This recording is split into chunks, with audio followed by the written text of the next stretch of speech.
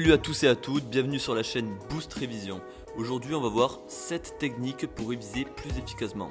On aimerait tous connaître nos leçons à un claquement de doigts, lire notre cours en une fois et être prêt pour le partiel, mais malheureusement c'est plus compliqué que ça. La plupart d'entre nous n'avons pas de technique de révision spécifique, on se met devant nos leçons ou exercices et on révise jusqu'à en avoir marre. Pourtant, il existe des méthodes qui rendent des révisions moins monotones, mais surtout plus efficaces et qui font gagner beaucoup de temps. Je vous en partage 7 dans cette vidéo. Premier conseil, réécrire vos notes ou vos leçons sous forme de questions-réponses, sous forme de flashcards avec les questions au recto et les réponses au verso. L'avantage, c'est une révision plus ludique. Deuxième conseil, enseignez ce que vous venez de réviser à des amis, des membres de la famille ou d'autres élèves et leur demander ce qu'ils en ont compris. Cela permet de voir quelles sont les parties où vous êtes le moins à l'aise.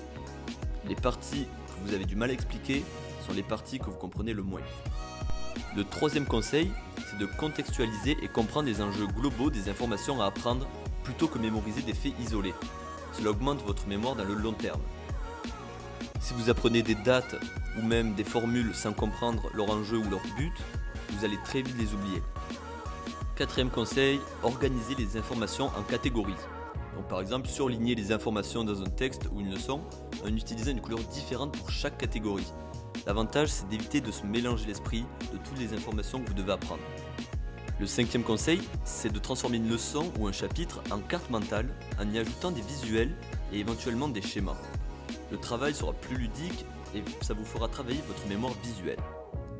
Le sixième conseil, c'est de chercher dans des livres, dans des articles ou dans des vidéos des arguments et contre-arguments sur le thème de votre cours. Cela vous permettra d'être incollable sur le sujet. Et enfin, le dernier conseil, c'est de reformuler les informations de votre cours avec des mots personnels afin de solliciter le cerveau et de vérifier la compréhension. Une citation de Nicolas Boileau dit « Ce que l'on conçoit bien s'énonce clairement et les mots pour le dire arrivent aisément ». N'hésitez pas à partager vos conseils et vos techniques dans l'espace commentaire. Et si vous avez aimé et que vous voulez plus de vidéos dans le même sujet, alors abonnez-vous.